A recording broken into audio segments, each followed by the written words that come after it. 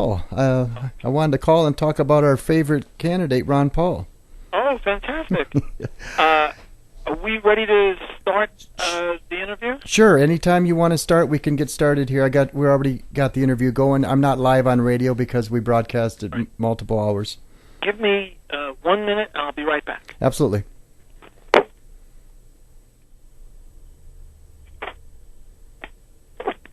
Sorry, I'm with you now. That's okay, Walter. All right, are you ready? You got all your footnotes and everything? Or? I'm ready. Let's do it. Okay. Walter, I'd like you to ask your view on Ron Paul. Ron Paul is my man. Ron Paul is my main man. Ron Paul walks on water. Ron Paul is magnificent. Ron Paul is wonderful. Ron Paul is promoting liberty on a vast scale. I think the only other person that I would put in his category in terms of numbers of people converted to libertarianism or acquainted or with the free market society is Ayn Rand. She had a book, Atlas Shrugged, came out in 1957. It's still selling, 100,000 copies a year. Mm-hmm. The two of them together, between them, or both of them, have created more libertarians than any other two people. Mises and Rothbard and Hayek and Friedman were all up on the list, but they, especially Mises and Rothbard, were more internal. They were promoting liberty for libertarians and Austrian economics.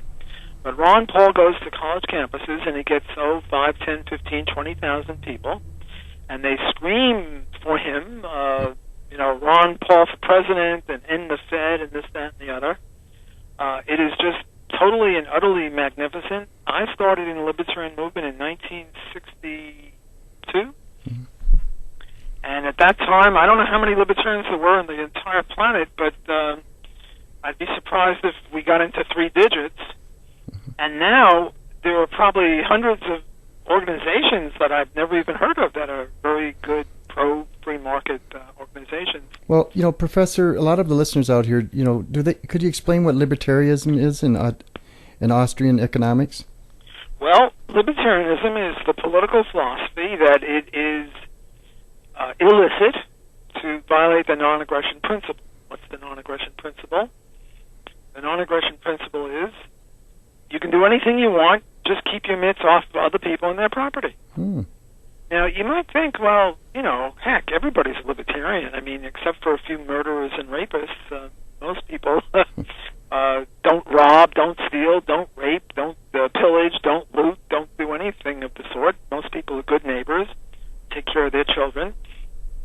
But the problem is that when they get into the political ballot box or when it comes to government, this libertarianism vanishes. For example, if we take money from Peter and give it to Paul because Peter is rich and Paul is poor, well, that's theft. Now, if an individual will go up to Bill Gates with a gun and say, "Hey, Bill, give us $10,000. We're going to give it to the poor," like Robin Hood, that would be out-and-out theft. And yet, if the government does it or if the people vote for this, then somehow that's okay. Well, libertarians are distinguished from non-libertarians on the grounds that when it comes to the non-aggression principle, we libertarians are serious about it. We libertarians think that this applies holus bolus. It applies to everything. Whether or not government supports the opposite, it still applies. So libertarians take this non-aggression principle that everyone else will give lip service to, and we apply it to government too. And when we apply it to government, we find that government is pretty wanting, that it's violating these principles all over the place. So that's libertarianism. Okay. What is Austrianism? Well, Austrianism is not a value-laden thing. It's just a branch of science, a branch of economic science, and all of economics is an attempt to understand, explain, account for economic reality. Why are prices the way they are? How can we cooperate with each other, economically speaking? What causes inflation? What causes unemployment? Things like that. That's what all economists have in common, that they try to explain these things. It's non-normative. It's just positive, namely, doesn't say anything about good or bad. It just says what causes what. And the difference between Austrianism and all other branches of economics is that most branches of economics are,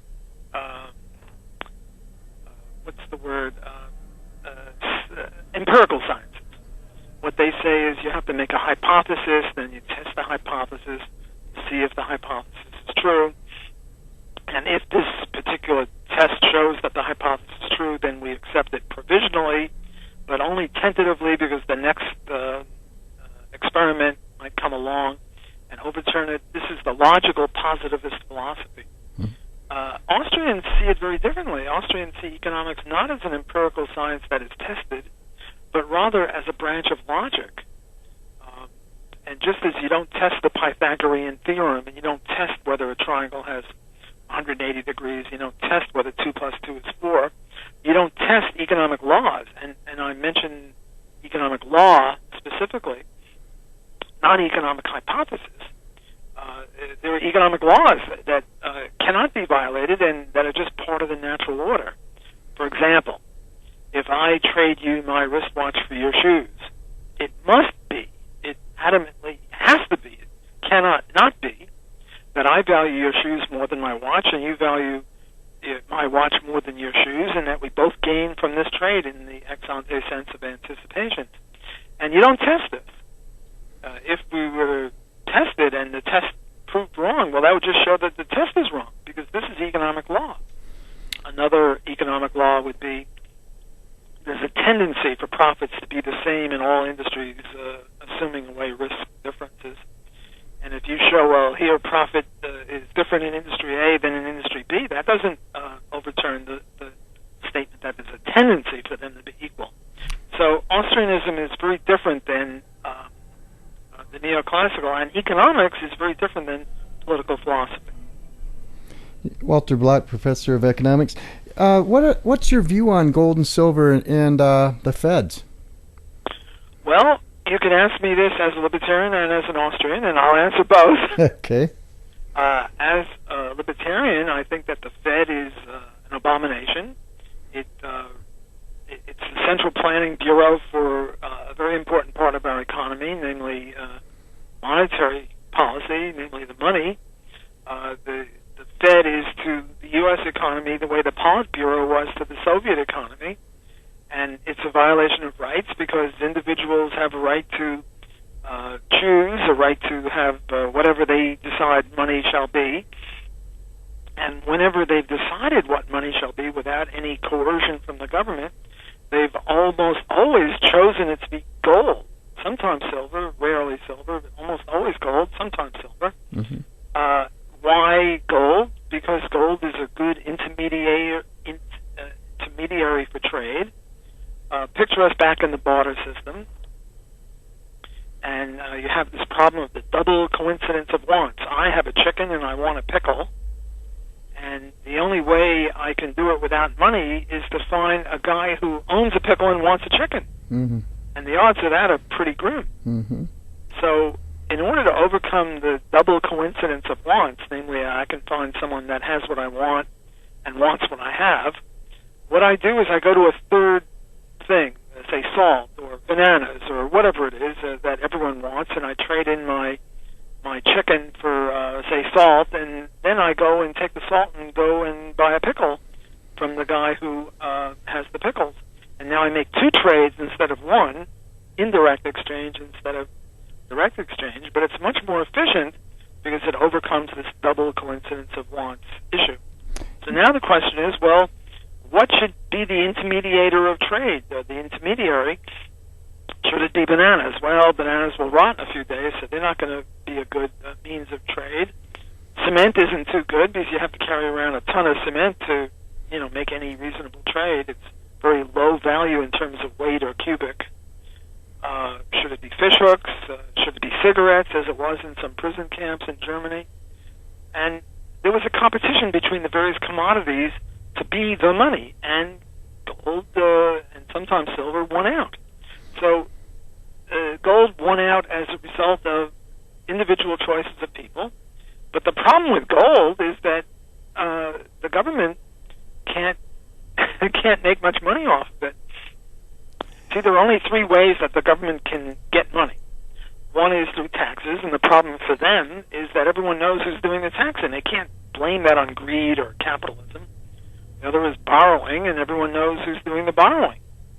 But if they can print up money, if they can counterfeit, then it's much less clear, especially if the way they're printing it up is through fractional reserve banking and checkbook banking and stuff like that, instead of just debasing gold coins as they used to do.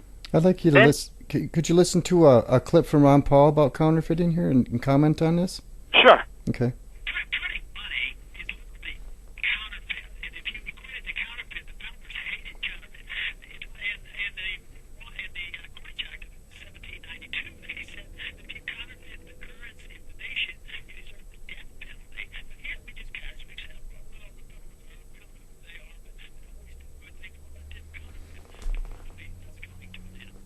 Could you comment on that, please?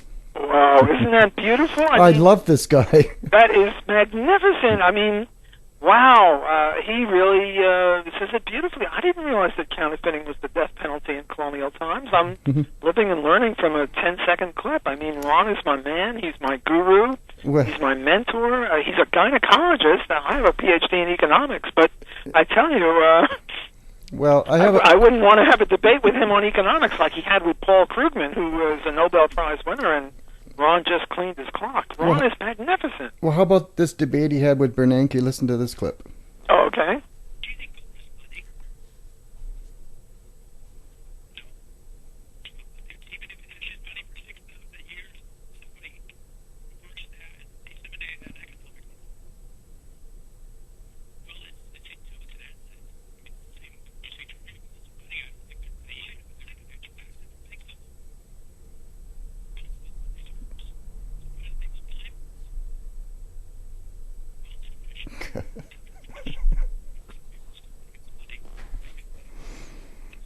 Okay.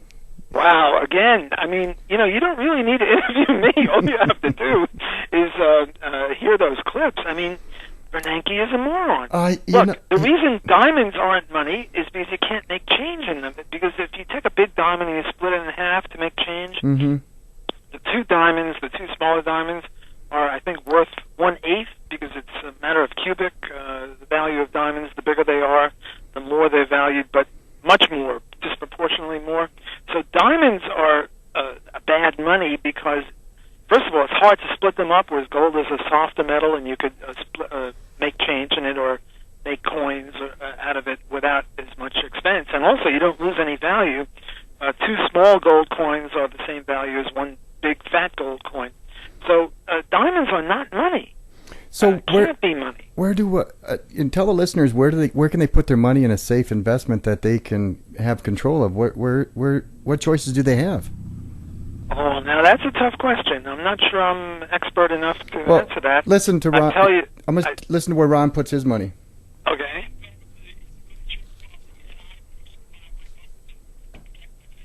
Do you agree with that statement?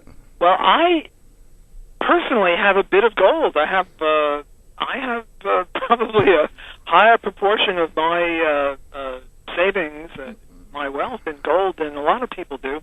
But I have 90% in gold and silver. Are you at that level yet? No, I'm not up at 90. I'm more like at 40, maybe. Good for you. I have a house that's worth a lot of money. Okay. I haven't made any calculation, but I would say 40 to 50, gold and silver. Good for you. And I personally think that that's a good investment, otherwise I wouldn't make it. But what I was going to say was, if I really knew how to make money, I wouldn't tell you, and I wouldn't tell anyone else. I would just go out and do it, because if I really knew it and people believed me and acted on my advice, what they would do is mean less profits for me. Because let's suppose that it's platinum that's going to make it. And right now the platinum price is X, whatever it is. And I think that the platinum is going to double in a month. And if I tell everyone else that platinum is it, and they listen to me and they start buying platinum at X price and it's going to go up, well, then by the time I get around to buying it, it'll be 2X, and I won't make as much profit. So that's a very different kind of a question. And my expertise, such as it is, PhD in economics, it's not an entrepreneurial credential. Like, the obvious retort to my giving financial advice is, if you're so smart, why aren't you rich? Or why aren't you richer than you are? And I'm not richer than I am, because I don't really spend much of my time doing this. I spend more of my time on libertarian theory, esoteric libertarian theory, on why Ron Paul is great, and trying to promote his career in his presidential election, and writing books on why we should have free enterprise, things like that. So I'm not really an investor. Doug Casey, a buddy of mine, you ask him this, and he is an expert on that, and he makes a living from telling other people how to invest.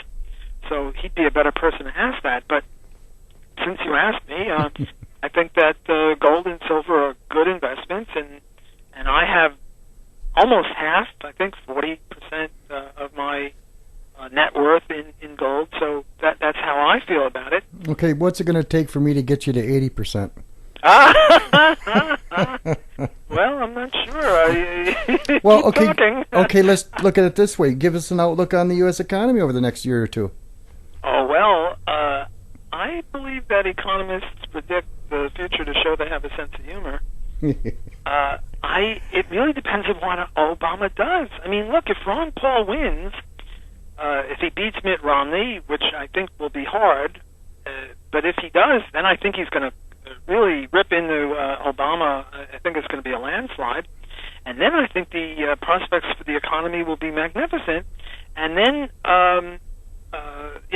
certain investment implications follow. On the other hand, if Romney beats out Ron Paul for the Republican nomination, and then either of them win, and I assume that one or the other, Obama or Romney, will win, and they're about the same as far as I can see.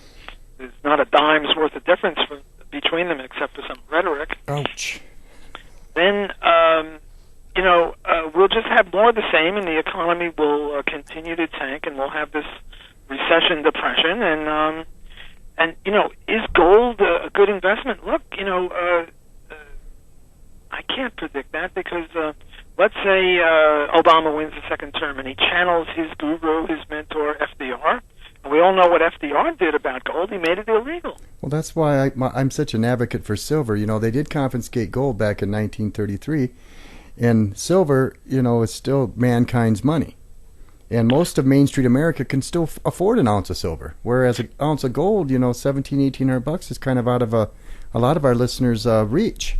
Well, you could buy a tenth of an ounce of gold, I suppose, and they could prohibit silver too. I mean, in other words, the point that I'm trying to make is that when you ask, well, what is the future course of the economy? My answer is it depends upon what the people in charge do, and they can do damn well anything they please. Okay, then let me ask you a really good question. You're next. Okay.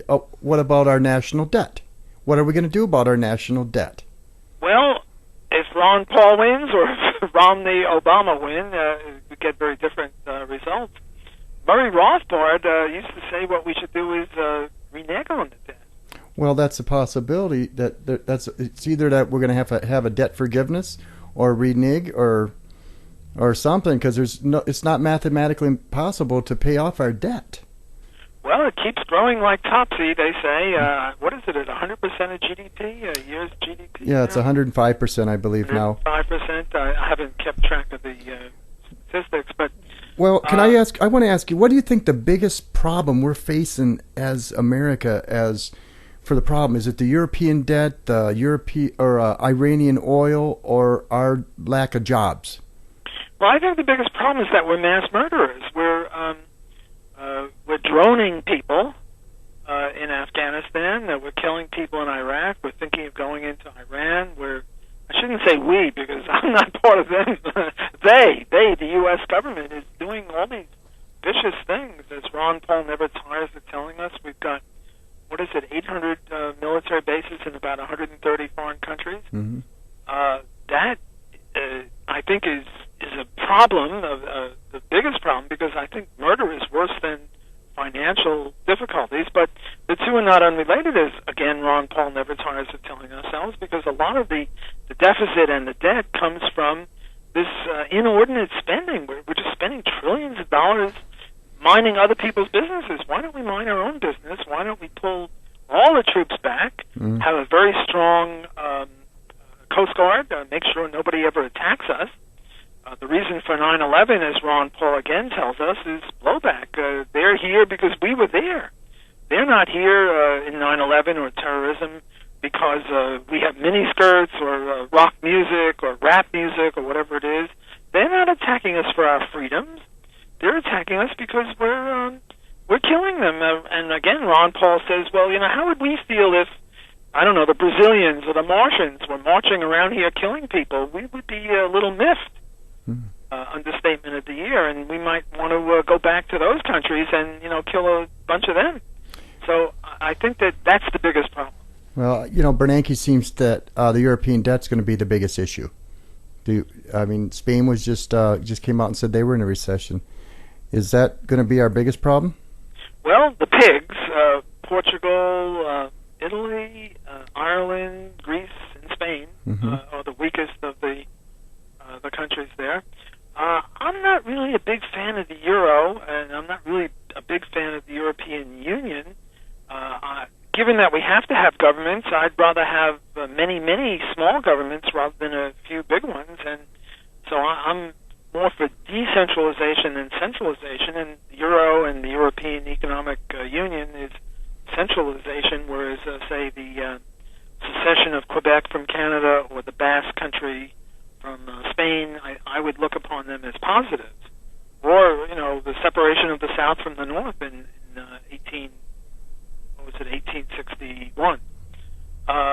So I'm not a big fan of the euro. I'm not a big fan of the European Union, and if it breaks up, I'm not going to shed any crocodile tears over it. How's that going to affect our economy, though?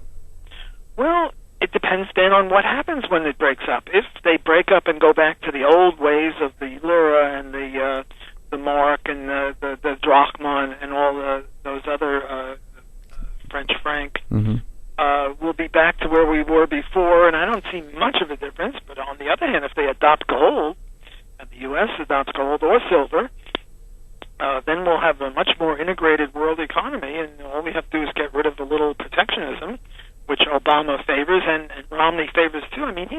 I think Romney is a little weird. He's thinking of going to war with China over the fact that they're devaluing their currency more than Romney thinks they should be. Whereas the real people who are devaluing currency with all these QE1 and QE2, the quantitative easings, is the U.S. But even if China was devaluing their currency, that just means that they're giving us goods cheaper, and why should we oppose that? Yeah, I think China's one of the biggest players. Do you know anything about the Pan-Asian gold exchange that they're talking about opening? No, I'm not familiar with that. Okay, they're talking about opening a Pan-Asian gold exchange in June to where they'll be setting the prices for gold and silver instead of the England and Chicago Mercantile. So that's into play. They're getting tired of taking our money, and they think that they can reset the price and dictate policy here. Can they dictate policy here in the United States with the clout that they have? Well, I don't know about dictating policy. It seems to me that he who pays the piper calls the tune. He who has the biggest bombs calls the tune. And if there's any dictation, Romney is ready to go nuke China. That'd be a big mistake. I think it would be a very big mistake. I don't know that he advocates that, but sometimes he sounds vitriolic against the poor Chinese who are, 20 years ago they were a totalitarian dictatorship, and now some people say they're freer than the U.S. So I don't think there's any dictation going on there. That is dictation in a bad sense. Gold would dictate in a good sense, and namely gold would serve as a handcuff against the U.S. government and not enable them to manipulate the currency as much as they do. I've been following Ron Paul since 1991. He had gold survivor kits back then.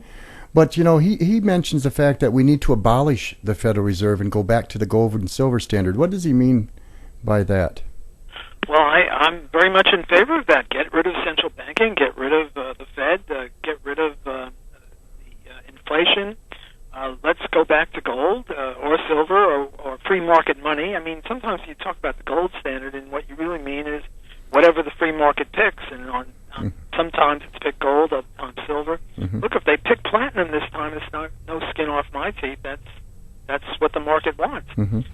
What he is saying, in effect, I started saying that there were three ways the government can raise money: taxes, borrowing, and inflation, or counterfeiting.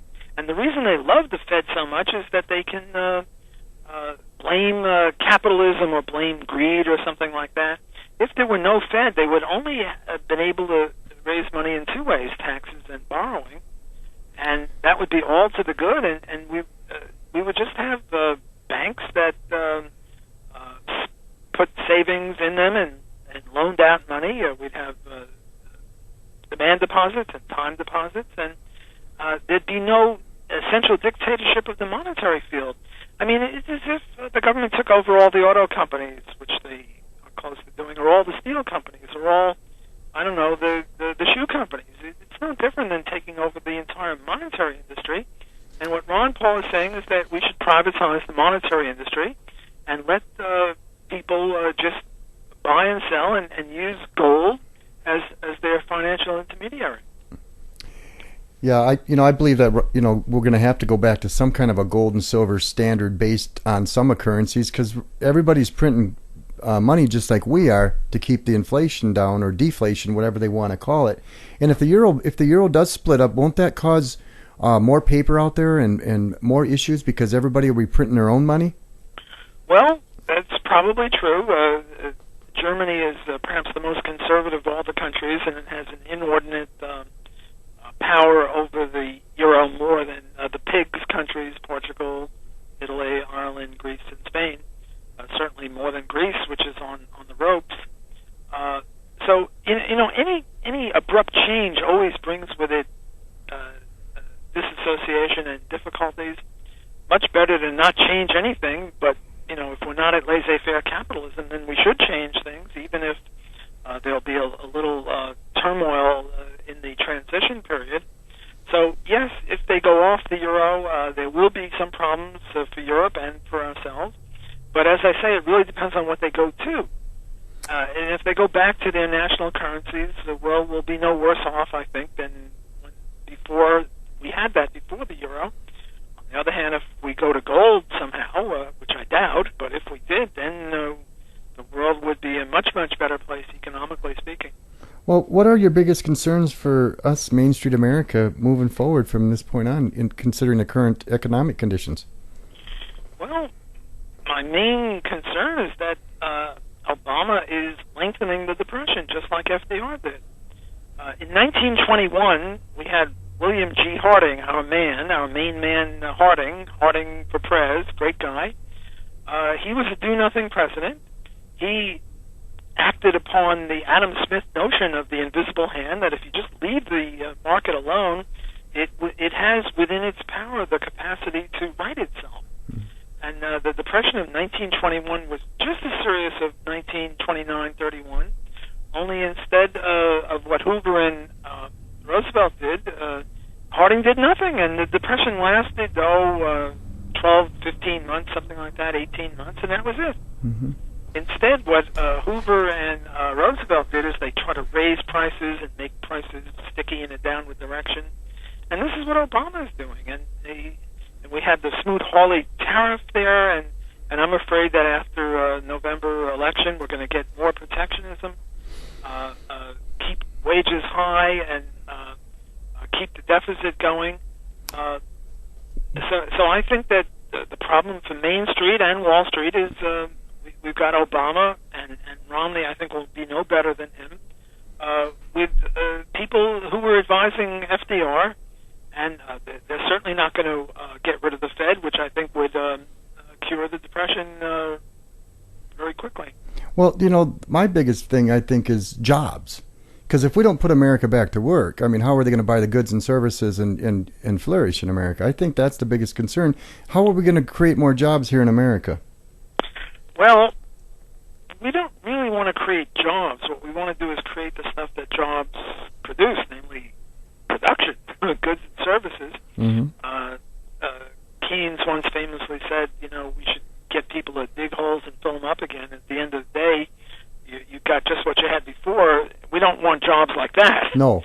What we want are jobs where people produce stuff, and the way to do that is, well, beside getting rid of the Fed, get rid of all sorts of things that keep wages artificially high.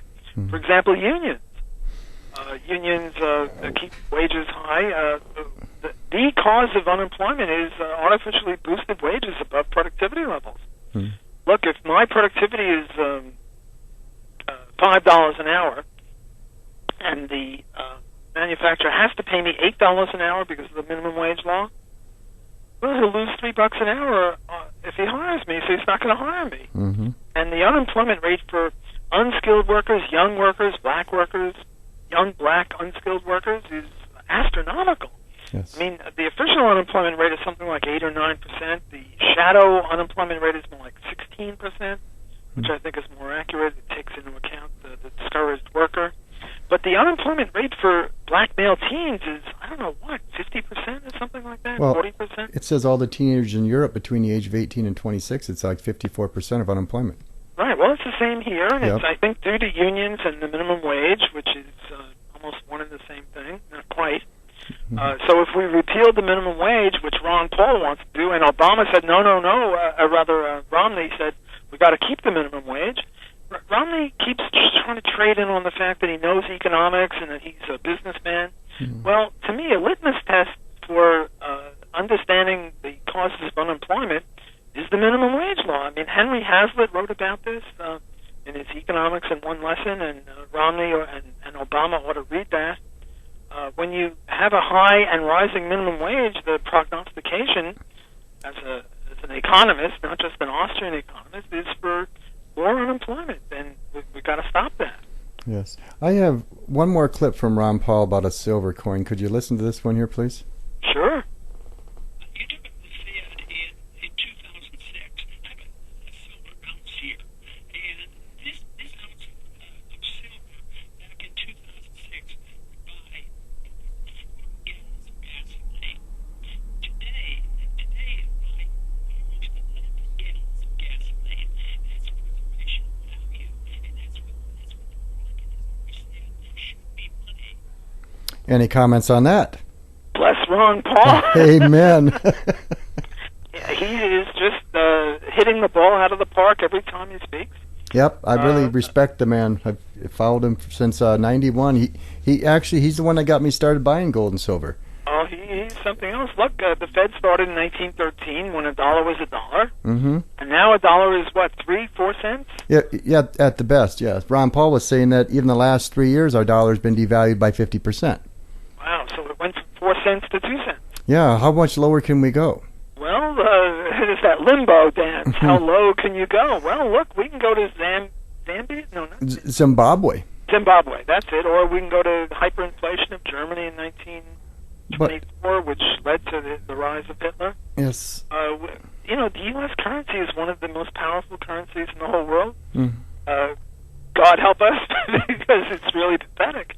But compared to other currencies, we're not doing that badly. But who wants to compare us with Zimbabwe or with these other countries? What we want to compare us with is the free market system, which is gold and silver. And as Ron is very eloquently saying, that compared to the free market money, the U.S. currency has had the heck inflated out of it, or due to counterfeiting, and that remark about in the Revolutionary War times, they had the death penalty for counterfeiters. Wow, Yankee should start worrying. Well, you know, the Coinage Act that Dr. Paul was talking about in 1792 talks about silver as being the true currency. And Congress was supposed to control the currency. And then, like you said, in 1913 is when they gave it over to the Federal Reserves. And their main goal was to stave off inflation. Well, have they done it? To ask that is to answer it and to laugh at it. I know. It's kind of it's a sad thing what they've done to our economy. This is a great country. I served in the Army, and I'm proud of our country, but I'm not proud of our leadership and where they're headed. Could you give us a quick couple minutes on where we should go and what we should do as Americans? Well, I would adopt the Ron Paul policy, and the way he does it, he divides it into three. In 2009, I hosted him. We were having a question of what the title of his speech should be at Loyola University, where I'm a professor, and I just said something like, liberty in foreign policy, liberty in domestic economic policy, and personal liberties. Because those are the three things that he's very famous for: personal liberties, economics, and foreign policy. And where we should go from here is in foreign policy, pull back the troops, be a good friend to all countries, and a master of none, and allow Israel and other countries to have their own sovereignty. So foreign policy is pull back to the George Washington policy of no entangling alliances. I mean, right now, any two tribes or any two countries get it on with each other, and somehow we're in the middle of it. Mm-hmm. You got to stop that. On personal liberties, Ron is magnificent. Legalize drugs. Legalize all acts between consenting adults: pornography, prostitution, drugs, particularly drugs. You know, we got this Trayvon Martin problem now, where Zimmerman shot him, and the black community is outraged that a young black man was shot. Mm-hmm. Well, it's a tragedy whenever any one person gets murdered or shot. I shouldn't say it's murder because the court hasn't determined that yet. Killed would be a better word. Okay. But masses of young black men are being shot every day due to the drug war. Well, the life And the expectancy of an 18 to 25-year-old young black male is not very good. They're either going to end up dead or in prison. Right, and prison is the ones that aren't getting shot. Well, I don't want to over-exaggerate this, Mhm. but all too many of them are being killed, and all too many of them are in jail. I think that, 60% of all the inmates in jail are now due to drug laws? Oh, I'm sure, because That's you see these rappers out there, these rappers with all this bling-bling and fancy cars, and these young black males just don't have anybody to look up to, and they're looking up to these people and thinking that's where they're supposed to go. And that's Yes, but unfortunate. But if drugs were legalized, you wouldn't have that option. Well, if drugs were legalized, we could tax it and probably pay off the national debt. Well, I'm not so sure I favor taxing it. I think the government's got too much money right now, and the less money the government's got, the better I like it. So I would say that's one argument against legalization, Mm-hmm. that they will tax it. I say we should still legalize it even though they'll tax it, but I certainly don't see government revenue rises as a good thing.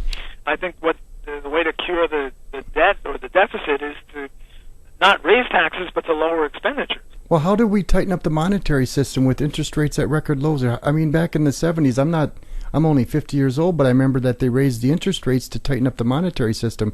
Why aren't they doing that now? Well, because we have unemployment. You see, the Keynesian view is that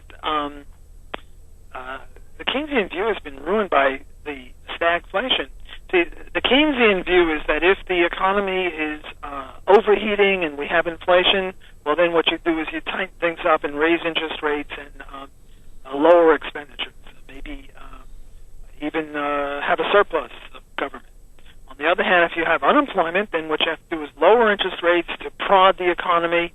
The economy is sort of like a car or a horse. If it's going too fast, you slow it down with the brake. If it's going too slow, you speed it up with the gas pedal or with the whip on the horse. The economy is not that way. The economy, if left to its own devices, will ride a proper path. And what government does is it exacerbates the problem. If you look at the Fed in 1913, 100 years before and 100 years after, the oscillations of the economy, the depressions have been much worse since the Fed than before. But what was I saying before? Oh, I lost my train of thought. It's okay. This isn't. This is recorded, so we can Right, do okay, anything we want. Cut out this. Oh yeah. What I was saying is the problem of stagflation. Now I remember. See, for the Keynesians, if the economy is going too slow, you speed it up. If it's going too fast, you slow it down. If it has inflation, you slow it down. If it has unemployment, you speed it up. But suppose it has both. Mm-hmm. That is stagflation. Suppose it has absolutely both. I got to ask you something because you're an economist here. What's the difference between deflation and inflation in our economy? There are two definitions: the Austrian and the mainstream. Mm-hmm. The Austrian definition is in terms of the money stock. Inflation is an increase in the money stock. Deflation would be a decrease in the money stock. For the neoclassicals, it would be a price rise or a price fall. Now, what I would say, somehow Bernanke, the hobgoblin for Bernanke is, God forbid, deflation. But I don't see, what's so bloody bad about deflation in the sense of falling prices. Look, when computers first came out, they cost an arm and a leg. Mm-hmm. I remember when I was in graduate school, a computer was the size of a 5-bedroom house. And it cost millions of dollars. When air conditioning first came out, when automobiles first came out, they were very, very expensive. Mm-hmm. Televisions, they were the playthings of the rich. And as the economy developed and as we had more productivity and better technology, the prices of all these things fell.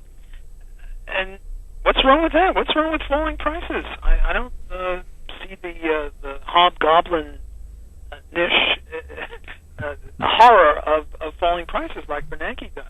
Well, one other thing I'd like to ask you about Fort Knox. They say we have 8,133 metric tons of gold in there. We haven't been audited publicly since 1961, and we went off the gold standard in the early 70s. How much gold is still left at Fort Knox? Oh, I'm sure we can trust the government, and I object to your implication that we can't. How dare you? I'm kidding. It was me. No, I don't know how much gold we've got there. I mean, Well- Ron Paul really wants to audit not only the Fed, but also Fort Knox. Absolutely. He wants people to go in there and see what we've got because, maybe Bernanke and Greenspan have been giving away the store. Well, I think. God knows what they've been doing. Well, since '71, the Vietnam, conflict was costing us a lot, and that was one of the biggest reasons we went off the gold and silver standards. People don't say that, but another reason we went off the gold and silver standards because we couldn't borrow enough money or print enough money. So without any standard, that's when they pushed us into credit in the '70s, right? And then now look at where we're at. Yes, you're quite right. That's just the counterfeiting of the money supply. So how do we tighten up this money supply? Are we buying our own debt? Is the Federal Reserve buying our own debt? Well, yes, to a great extent they are. But again, my answer is to how to get out of this morass that we're in is get rid of the Fed and let's go back to laissez-faire capitalism. Let's have money, no more money having anything to do with government bubblegum or shoelaces. I mean, Adam Smith's wonderful insight is that the market can take care of itself. And all this intervention, whether in the money area or in any other area, is just a violation of the lessons that Adam Smith taught us, and I think those lessons are as viable now as they were then. Well, that's great that we all agree with free enterprise, but why doesn't our government agree with that? Why did we bail out all the AIG and all these auto dealers? Why did we bail all them people out if we agree with the free market here? Well, some of us agree with the free market, not all of us. They say that 7 out of 10 of the richest counties in the whole country are located around Washington, D.C. Okay. Why is that? Because our present system takes money from all 50 states, not 57 states, as Obama said. Mm-hmm. All 50 states, it gives it to Washington, and then Washington gives back whatever they think we deserve, and they keep a good, hefty proportion for themselves. Well, So why is it so popular? Because there are certain people that benefit from it. Getting back to the Fed, why do economists favor the Fed so much? Well, there was some research done by a guy named Klein at George Mason University, and was it Larry White? I forget. One of those guys, and they're both at George Mason, Klein and White. And what they did is they took a survey of how many macro money economists. You see, not all economists specialize in money or macro. Some of them specialize in labor or international trade. But of all the ones that specialize in the area that studies the Fed, the question was, well, how many of them have been paid off by the Fed, whether in terms of working for the Fed or getting a year's sabbatical from the Fed or getting a publication in one of the very prestigious journals because they've got a lot of money to make it prestigious. And the finding was appalling that they've suborned the entire section of the economics profession that deals with the Fed. So that's one of the reasons why the Fed is very popular in the economics profession. Then you might ask, well, who favors the drug laws? And the people that favor the drug laws are the prison industrial complex and the policemen's unions, people like that. Mm-hmm. So you ask, well, why do we have such an overwhelming government? And the reason is because there are people who benefit from it. Well, it looks to me like they just want bigger government, bigger control. You know, they're taking control of basically everything in America. I wanted to ask you a little bit about this nationalization of the 401s and personal retirement plans. Have you heard about that? Oh yes, yes. We have the Ponzi scheme with with Social Security. Mm-hmm.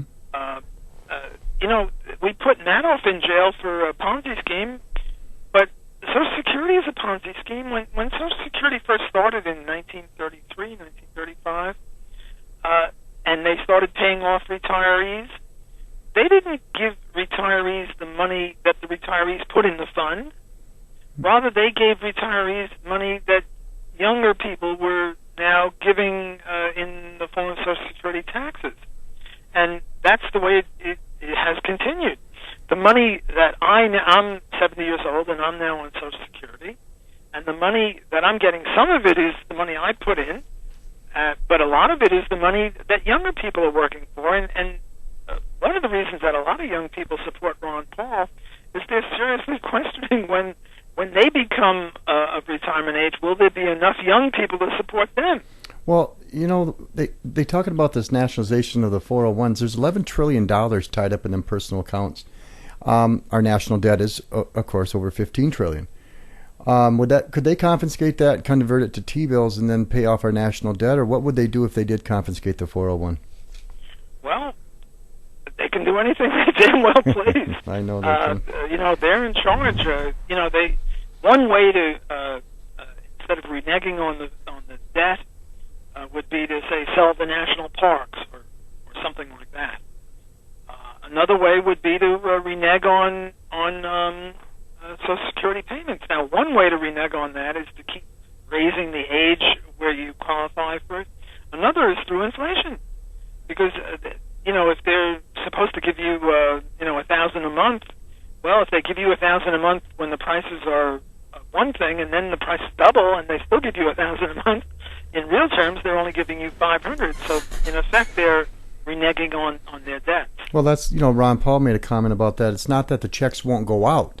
The checks will go out. They just won't buy anything. Well, they'll buy something. They'll buy less. Well, they'll buy less. Yes. Right. Yeah. Right. And I think Ron Paul is dead on again in this remark. All right. What can we do to get Ron Paul elected here? I mean, we're doing all we can to get him out here and expose him. Could you give us a wrap up on why you are endorsing Ron Paul? Well, I hate to brag about Louisiana, but we did pretty well in Louisiana last weekend. Mm-hmm. And I was one of the alternative delegates for Ron Paul, and there were several statewide politicians that didn't even become delegates to go to Shreveport for our convention. And, you know, a lot of what the mainstream media does is they either laugh at Ron Paul or they ignore Ron Paul.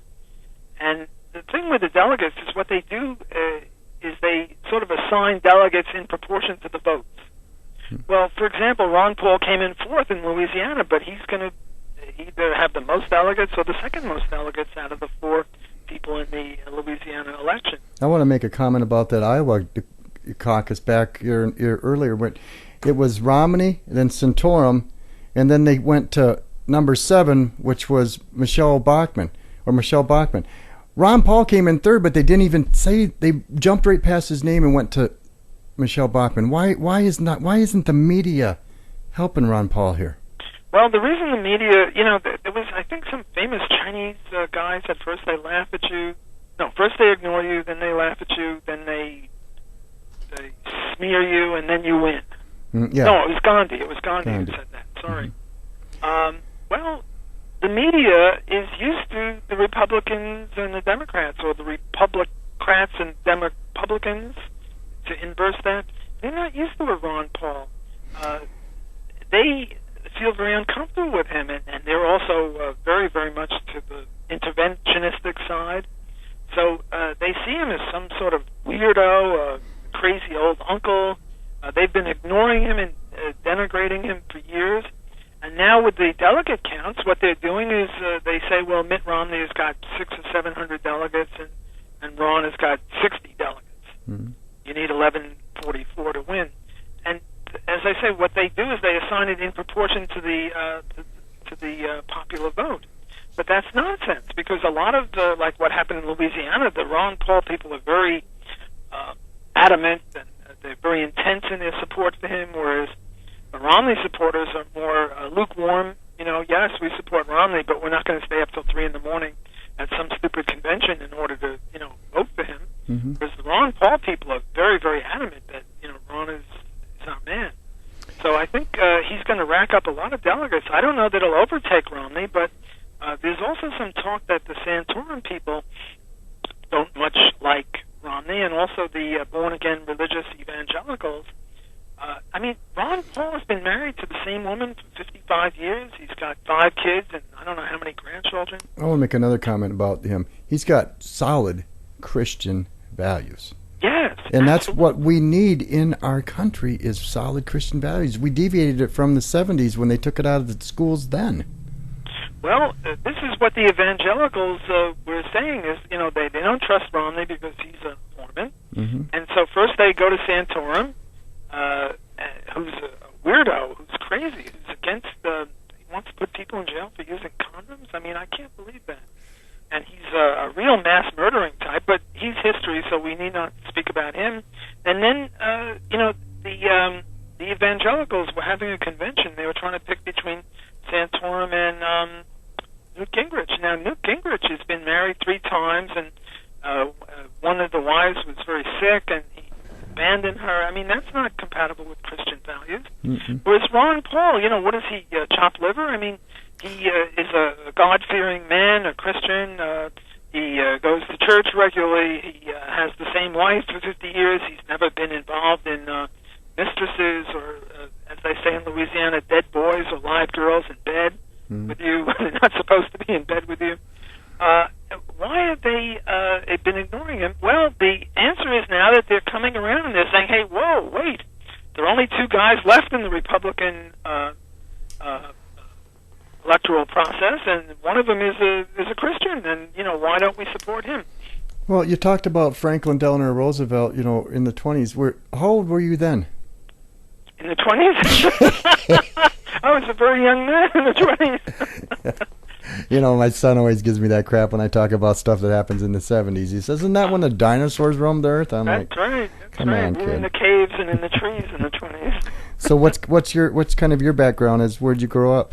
Well, I grew up in Brooklyn, of Jewish parentage. I'm an atheist, but I'm a very pro-religious atheist because I believe that the enemy of my enemy is my friend, and I know how Stalin treated religion very critically. Mm-hmm. Therefore, I'm sort of pro-religion just because religion and the state are in competition with each other for the hearts and minds of the people. And I know that, you know, in the past, the religious wars and stuff, but very few people were killed there. And in any case, that's history. Nowadays, we don't have religious wars, at least in this country. And I'm very pro-religious and pro-Christian. Mm-hmm. And I think that it would be wonderful if the evangelicals and the Christian people realize that Ron Paul is one of them. You know, one more thing. You know, with radio shows like I have here across the coast to coast, we're able to reach out to people because Ron Paul doesn't get that endorsement from anyone else. What would you say about a radio show like myself here? You know, what we're doing is, are we doing the right thing to reach out this way to get people to do this? You know, nobody's paying me to do this or endorse Ron Paul, but I just stand. I love his Christian values and his policies. His economic policies are the only thing that's going to save our economy. Yes, I agree. Look, you know, I'm doing this for free too. You're not paying me for this, and we're spending an hour together, a very enjoyable hour. Mm-hmm. I think what you're doing is really very, very important, getting the word out to people, getting them to think and realize that Ron Paul is not this crazy old uncle or anything. So I think that your show and other shows like that are very, very valuable. But speaking about Ron Paul's age, everyone says, well, he's 76 years old, and his response to that was, well, I take 25-mile bike rides through the heat of Texas, and I challenge anyone on the stage to have a race with me on the bike. I mean, yes, he's 76, and my hope is that if he doesn't make it in 2012, he goes in. Ron in 2016 is my new motto. Do you think that if he does, say Romney gets the election, do you think Ron Paul run independent? I don't know. He keeps saying that he's not going to go third party. And if Ron doesn't go third party, the Libertarian Party has got the likely candidate there would be Gary Johnson, he's no Ron Paul, but he's pretty good. Mm-hmm. So I would favor Gary Johnson. You know, I voted for. I didn't vote. I was too lazy then. But I supported Obama vis-a-vis McCain in 2008 Mm-hmm. because I thought McCain, was a crazy warmonger and would have dropped nuclear bombs on people. Obama just droned. That's But what I he's tell you, if it comes to Obama versus Romney, I personally would favor Obama. First of all, I don't know what Romney will do. He's a weather vane. He'll do whatever the generals tell him or whatever the last guy he spoke to tells him to do. You know, he made one comment when he was running for election. He goes, "I'm unemployed just like you guys." Now, how can someone that made $20 million last year even think he can even rub elbows with somebody that's unemployed? Well, technically speaking, he's right. He is unemployed. He's not working for a salary right now. Doesn't mean that he's poor. A lot of unemployed people have got a house or a car or a boat. Well, he's got 200. He's worth $232 million. Well, if he earned it all honestly, I would say more power to him. I think all too much of it came through crony capitalism, not corporate, not laissez-faire capitalism. But I don't think that just because you're rich, you're bad. I think that if you're rich and you make it through honest labor, like say Bill Gates made it through Microsoft, for the most part, very good, and Ray Kroc through McDonald's, and the Benton family through Walmart. I think these people are great, and I don't think we should be envious of them, and I don't think we should have a millionaires or a zillionaires tax on them. Look, Murray Rothbard once said that a person's contribution to society is proportionate to his wealth through free enterprise. And see, in the market, the only way you can get rich is by enriching others. Well, that's Emerson. The true wealth of a man is determined not by the size of his wallet, but by the size of his heart. Oh, I think I go for Rothbard rather than Emerson. Maybe both. I'm not against hearts, but the size of your wealth, too, is an indication of how much you've contributed to society. That's right. Look, if I invent a cure for cancer or tooth decay or whatever it is, I'm going to make a fortune. Mm-hmm. And the way I'll be making the fortune is by bringing joy and happiness to the lives of millions of people.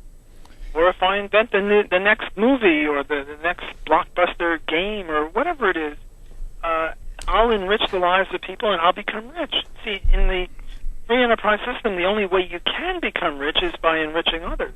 So if you're rich, it shows that you've enriched other people. All right. Well, on the other hand, under crony capitalism, you can get rich by just getting a bailout, like the Detroit or the Wall Street. Do you need a job? You talk more than I do. I mean, you keep a good conversation. You looking at selling some gold and silver for us here? Or? I gotta go, Doc. I got another interview with the Colonel here. Okay, well, thanks. It was a wonderful hour spent with you, and I look forward to the next time we do this again. Absolutely, we do this again. What I'll have my production guy, bite this up and then shoot it over to you so you can listen to what we've done today, and if that's something you wanted, or. Oh yes, please do that. Okay. I would appreciate that. Okay, and. Is there any way we can like each other on Facebook and Twitter? Oh, please, yeah. Let's link together and let's be Facebook friends and all that. Sure, I've met a new friend, I feel.